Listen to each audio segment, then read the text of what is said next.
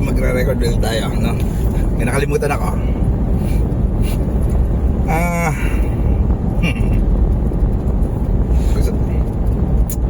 Pag-usapan naman natin yung nangyayari sa industry ngayon. Parang wiggle-wiggle. So, yung nangyayari sa industry ngayon na kulang ng supplies. At first, ang nagkulang inverter, yung battery. Then, ngayon, hirap na maghanap ng DC wire. Meron man mahal. Yung railings, meron na rin nagbebenta ng mahal. Pinauuso nila na nauubos na or wala ng supplies. AC wires, of course, nagmahal talaga before pa nangyari ang lahat ng ito. May ano na talaga, forecast na talaga na magmamahal yung mga copper products or mga wires. And ano pa ba yung nagmahal? Ako na lang ang hindi nagmahal. So nagmahal naman ang lahat. Tapos nagkaroon ng scarcity, no? Nagkaroon ng panic buying sa mga solar. So anong nangyari? Siyempre, busog ka. Maraming kang client, no? Maraming client. So kuha ka lang ng client. Sign in, no? Hindi mo namamalayan na yung client na nakukuha mo or nako-close mo is mas marami kaysa dun sa on-hand stock na meron ka. Mas marami kaysa sa available na stocks na meron yung inyong suppliers, no? Sa madaling salita, sabi nila good problem. It is a good problem kasi maraming client, maraming close project, no? Pero habang tumatagal, nakakailang install pa lang, habang tumatagal, yung good problem hindi na nagiging good, no? Kasi mas marami ngayong na-sign in mo or na close project mo kaysa dun sa stock on hand. So ang mangyayari, hahanap ka ngayon or bibili ka ulit sa supplier mo. So dahil maraming contractor, maraming ganun nangyayari, sabay-sabay kayo, ubos din yung stock ng ng supplier mo.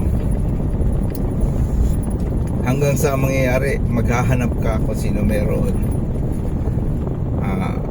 Kahit mahal, papatusin mo na kasi nga close project na, ayaw mo mapahiya sa kliyente or yung kliyente medyo VIP, di ba? So kahit mahal, papatusin mo na, bibili mo na, ma-install lang, matapos na yung project, no? So nangyayari sa atin, na-stress tayo kakahanap ng materyales. Nadanas ka. Talagang nag-warehouse to warehouse tayo para lang tingnan ko sino pa yung may materyales na ganito, ganyan. Well, marami namang materyales na hindi kilala, pero ayaw natin nun kasi gusto natin yung kliyente natin satisfied, no? Hanggang sa magiging stress ka na masyado kakahanap ng tapos dahil tuloy-tuloy yung demand, tuloy-tuloy yung sign in mo, tuloy-tuloy yung tanggap mo ng kliyente, lalo ka na nababaon nababaon ng kliyente mo kasi wala nga materyales. So yung iba, no, may nananamantala, binibili yung kung alam nila sa ganito kasi hindi naman lahat ng importers kilala natin or alam natin. So meron dyan mga middleman na alam nila yung sources, no? So yung iba sinasamantala, bibili nila, ibenta nila na mas mahal, no? May nakita ko doble, grabe, doble yung presyo. So yung good problem naging bad problem na.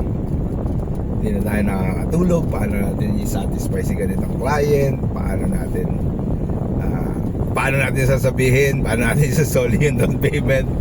Di ba? So nagiging bad problem na siya. So yun, sa side ng contractor ganun ang mangyayari. So ang mangyayari dyan, maglalabasan yung mga hindi naman natin kilala or hindi pa natin nasubukan yung na mga brands, lalo na sa inverters and batteries, no? Yung masakit dyan, yung nakakatakot after nito or after 1 year, after 2 years, yung sinubukan niya ng mga brands na hindi kilala, na pati yung supplier or kung sino-sino lang, saan natin hahabulin yung warranty niyan? Mayroon pa nagpa-promise ng 10 years warranty ko, no? 5 years warranty. Not well-known brand. Pero yung price pang pang brands na kilala, no? Nakakatakot yan next 2 years, next 3 years. Tatagal ba yung nila? Yung equipment nila? At kung hindi man tumagal, saan mo sila habulin yung warranty? Yun nakakatakot. Yun yung very very bad problem na. So mangyayari, yung ibang nanamantala ding mga installers or yung iba bato-bato sa langit, ang tamaan mas gwapo kaysa sa akin.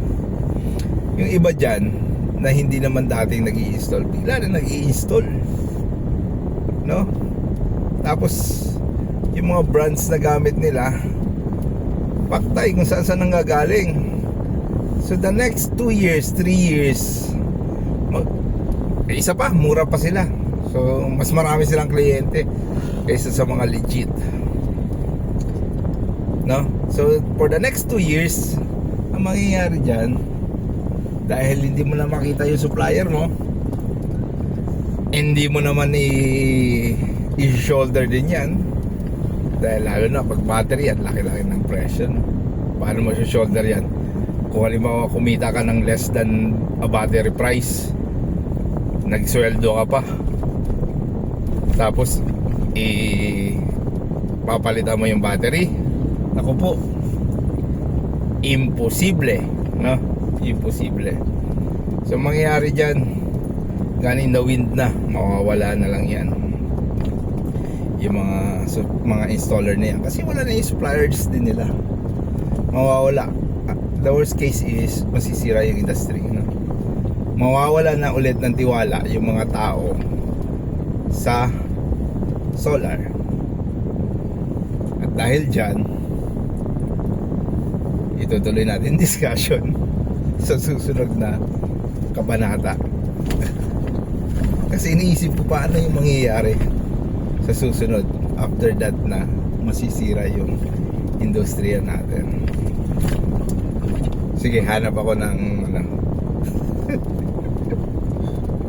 patay na. So that's it. Bye-bye.